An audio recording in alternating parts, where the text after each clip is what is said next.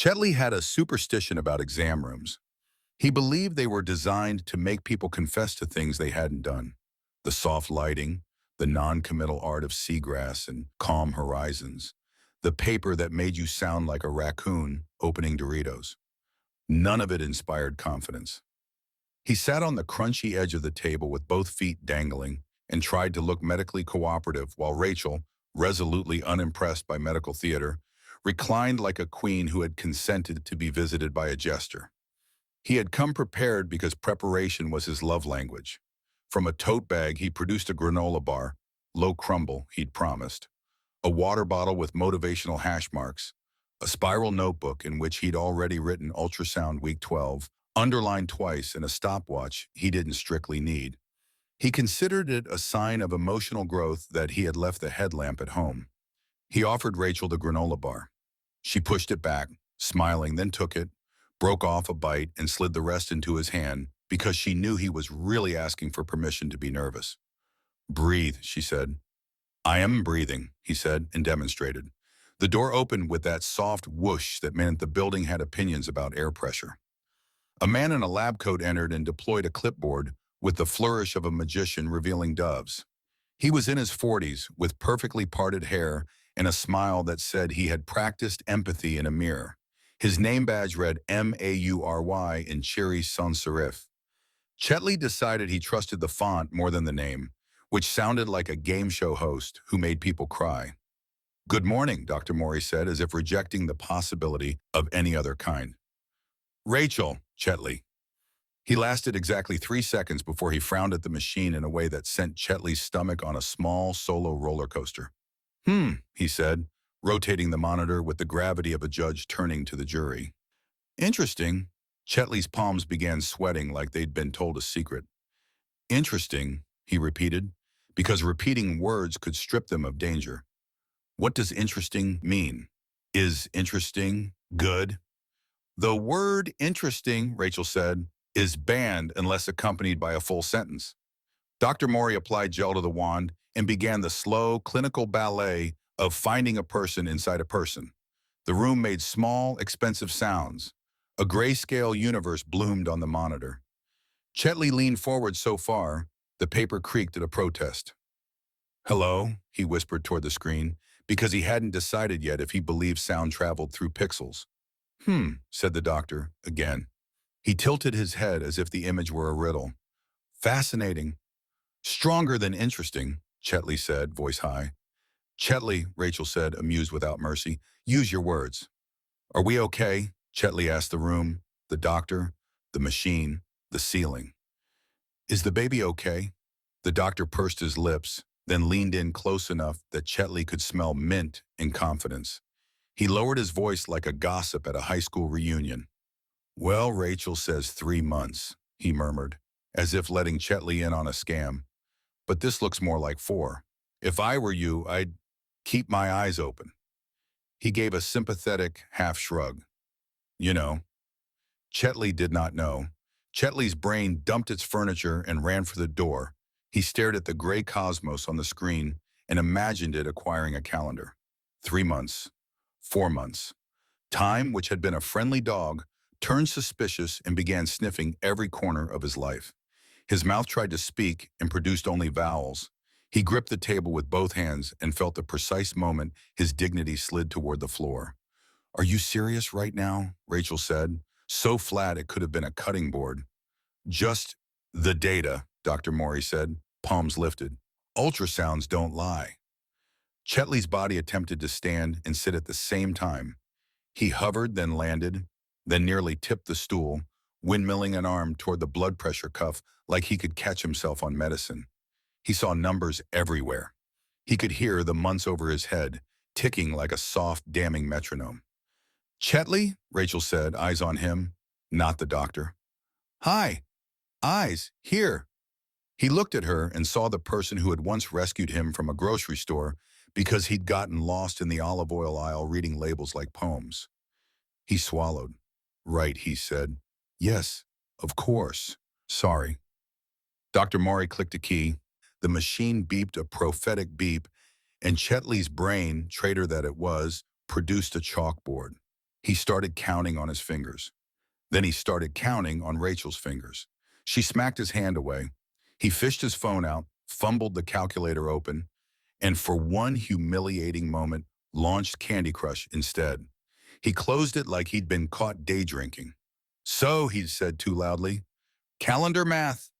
No, Rachel said immediately. Chetley ran through dates anyway, muttering like he'd been handed a word problem by a vengeful algebra teacher.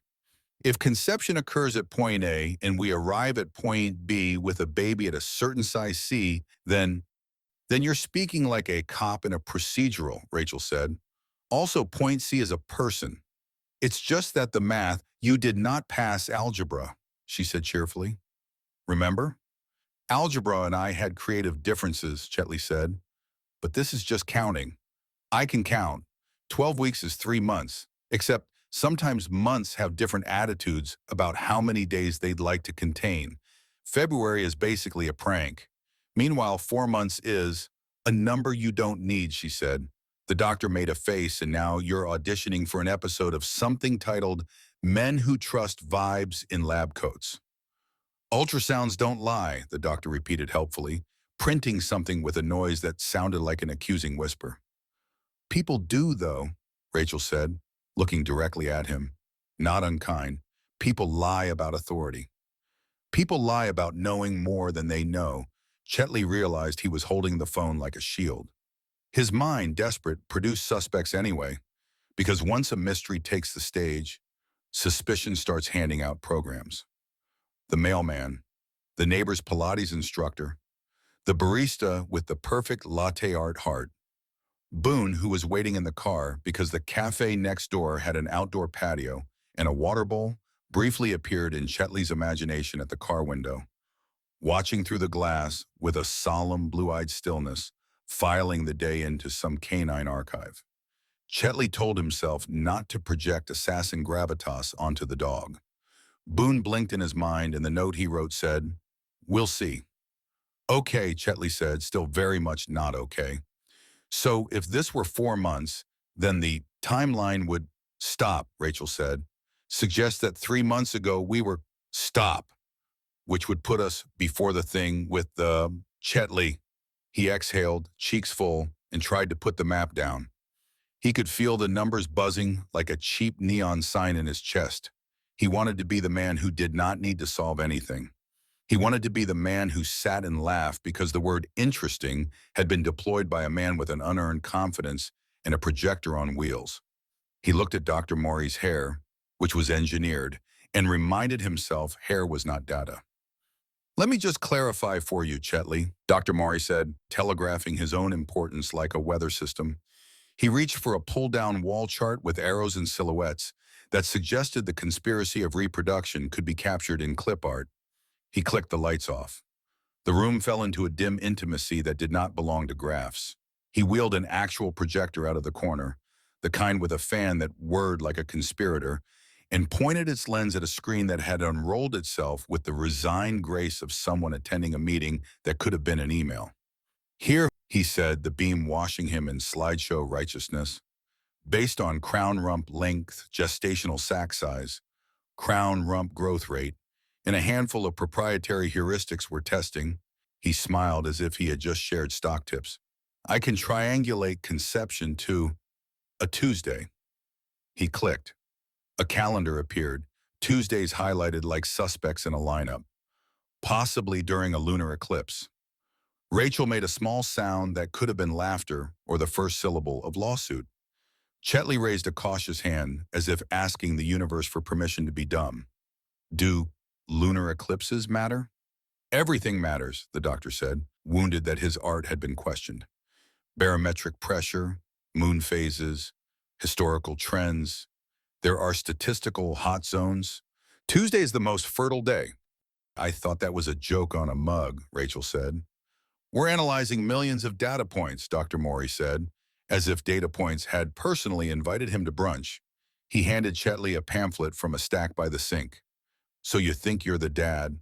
The cover featured a cheerful stork who looked like he had been drawn by a man who had never met a bird. Chetley opened it. Inside, a flowchart asked, in wavy font, "Do you believe the ultrasound?" If yes, proceed to page 9. If no, proceed to page 11. Page 11 was a crossword puzzle. One across, 9, but sometimes 10 if you count months wrong. Chetley blinked. Is this a joke? Patient education, the doctor said. Learning is fun. Rachel watched the projector hum like a little delusion machine. This is absurd. Chetley, the doctor said, ignoring her. We can also run an advanced calculation with your, timeline. He produced a dry erase marker and drew a line across the screen, labeled it Romance Index, then squinted at Chetley as if waiting for him to supply dates with the accuracy of a Swiss watch. Chetley, who suddenly felt like a defendant, cleared his throat. I'd need to check my calendar. Rachel's head snapped toward him. Your calendar. He attempted a charming smile and found he had misplaced it. The last time we, Stop narrating, she said, a whisper serrated by disbelief. You are not a deposition. The doctor nodded gravely. Memory can be unreliable under stress. Feelings complicate data. That's why we have models. He clicked again. A bar chart appeared, blue columns climbing like skyscrapers labeled with months. As you can see, your conception probability spikes here. I can see colored sticks, Rachel said. The sticks tell a story, he said. So do wedding vows, she answered. Chetley looked at the blue bars and felt a childish relief at their definiteness. He loved how straight they were. He loved that numbers stood at attention and saluted. He imagined inputting this into a spreadsheet labeled conception odds and making a pivot table, and briefly hated himself in a way that was both humorous and real. Doctor, Rachel said, calm in the way that made storms move. Remind us how ultrasounds work. He turned from the screen, reluctantly, separating himself from his graphs like a man leaving his soulmate. We estimate gestational age from measurements, he said. There is a margin of error. A margin of error, she repeated, like a teacher coaxing a child toward a word he did, in fact, know. So the difference between 3 months and 4 months might be statistically meaningful, he said, then added, or not, as if hedging were a fossil he'd just unearthed. Chetley clutched the pamphlet harder. So it could be 3.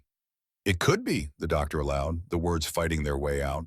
Or 3 and a bit, Rachel said. Or 3 with bonus mystery, Chetley offered.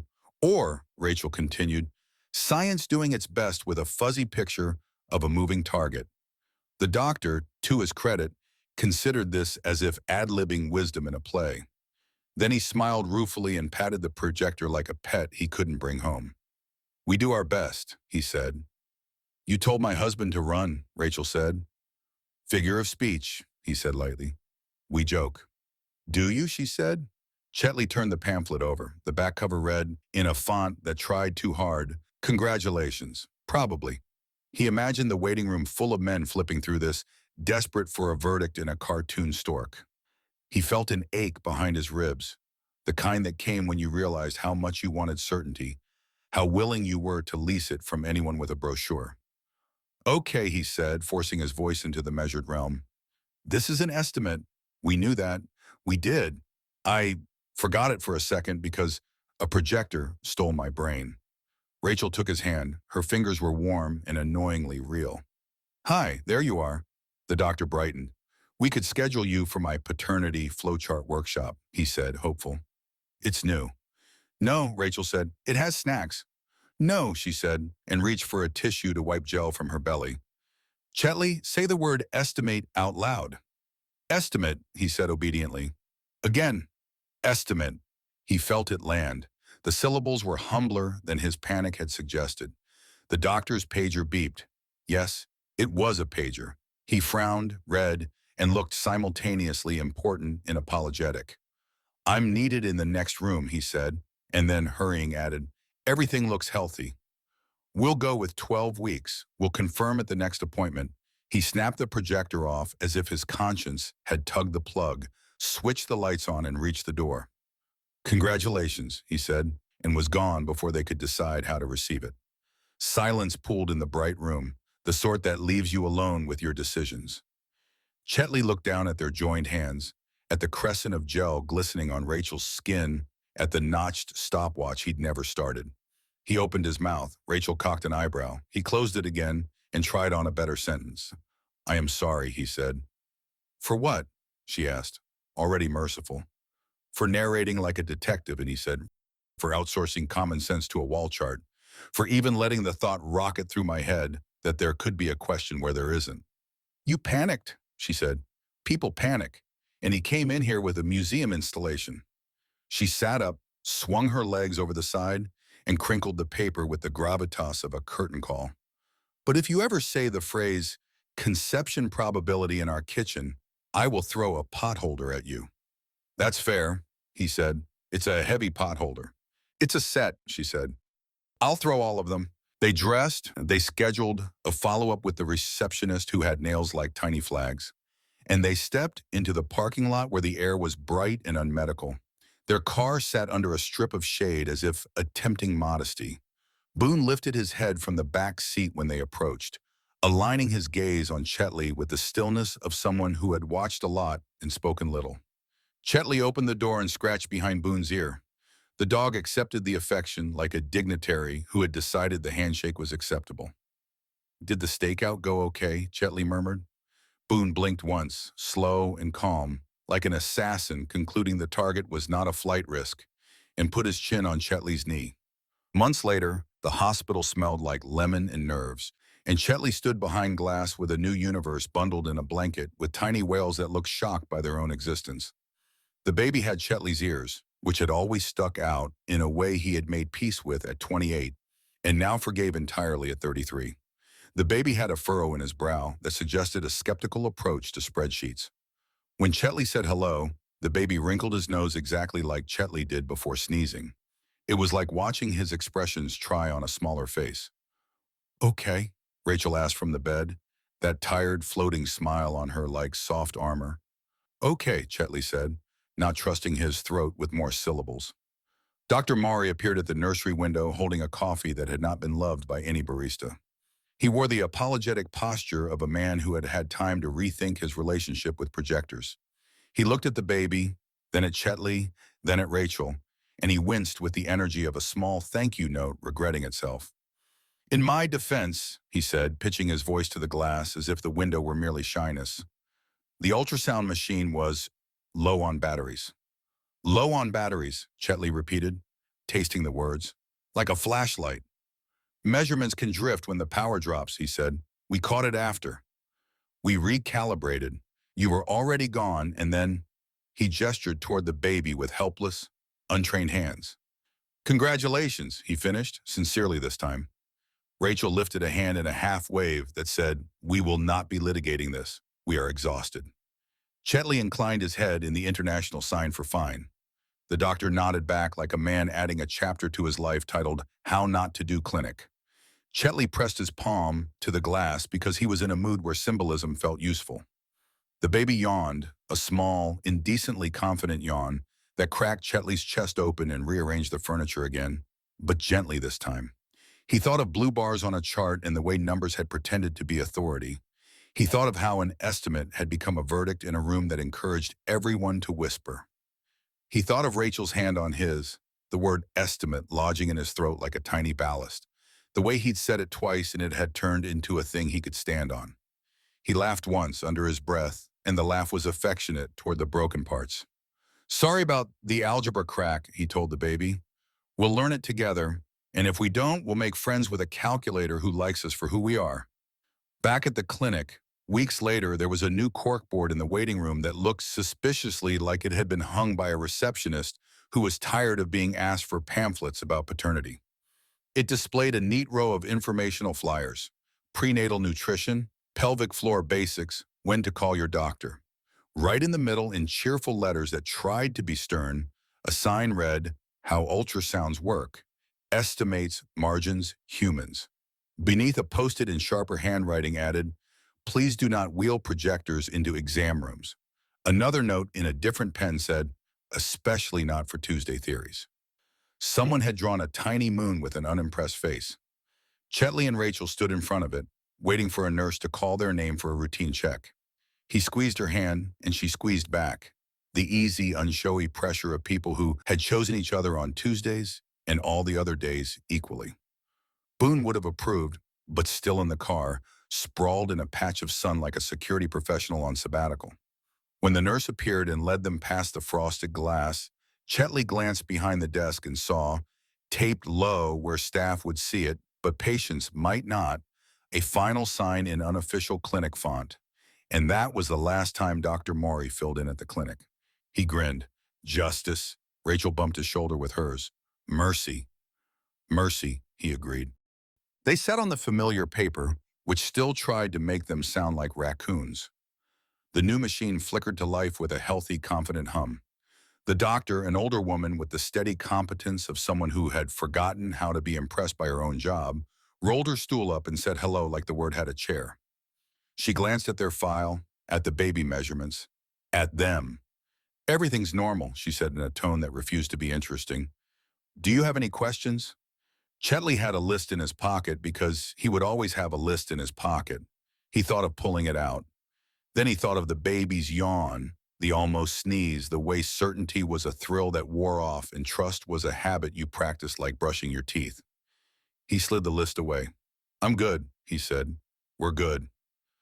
On the way out, he dropped the old pamphlet, So You Think You're the Dad, into the clinic recycling bin with a small ceremonial flick. It thunked against the cardboard like the sound of a belief retiring. Rachel laughed under her breath, and it was the sound of a glass of water when you didn't know you were thirsty. Outside, the afternoon had the unambitious blue of decent days. They walked to the car, and when Chetley opened the back door, Boone looked up from the blanket with those unreasonable eyes and thumped his tail once, as if to sign a report.